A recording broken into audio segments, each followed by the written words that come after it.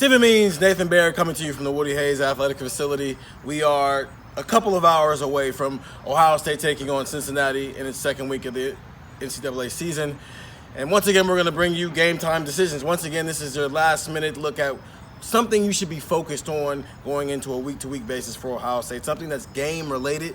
And Nathan, what's yours for this week? Well, obviously, I thought the run defense came out and did what it needed to do in week one. It was a good first step, especially considering how maligned the rush defense was last season for Ohio State.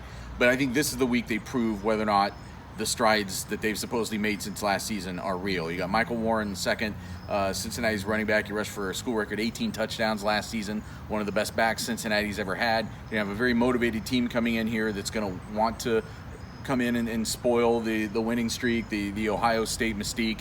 And it's everything we're hearing from Ohio State's own players is that this feels like a Big Ten game or a Big Ten team, an opponent that's going to come out and just try to smash you and come right at you and run physically and try to just bash through your defense. So it's really on this defensive front that played really well, the linebacker group that played really well. I thought all those guys looked pretty solid against Florida Atlantic. This is another level of opponent. They're going to have to be better on Saturday. Yeah, I'm going to focus on the fact that Ohio State scored 28 points in the first quarter. And yes, there's a lot of reasons for why they did that. Florida Atlantic made some mistakes, but Ohio State also did some things well. They also got outscored 18-17 for the rest of the game after that. Some of that is they took their foot off the gas a little bit, but a lot of that is Florida Atlantic made some adjustments, and Ohio State didn't make any adjustments back. They're not going to be able to do that this week. One, I don't think they're going to be up 28-0 in the first quarter at all. Cincinnati's not as good as Ohio State is, no, but they're also not.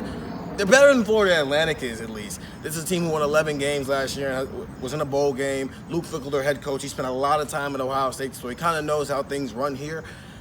I'm going to focus on, can Ohio State's coaching staff make adjustments when Cincinnati makes adjustments after the first quarter, and whether or not they take their foot off the gas. Because if they take their foot off the gas against Cincinnati, this is going to be a game a little bit. It won't be like Florida Atlantic where you already had a 28-point cushion, and so it didn't matter that you got outscored 18-17 every point after that. Ohio State had a big margin for error last week when they were up 28-0. Just a perfect storm happened in those first 12 minutes. That's not going to happen very often, and I'm almost sure it's not going to happen on Saturday. They're going to have to be a lot crisper from the beginning on both sides of the ball and can sustain it. 41 straight games since Ohio State has lost to an in-state opponent.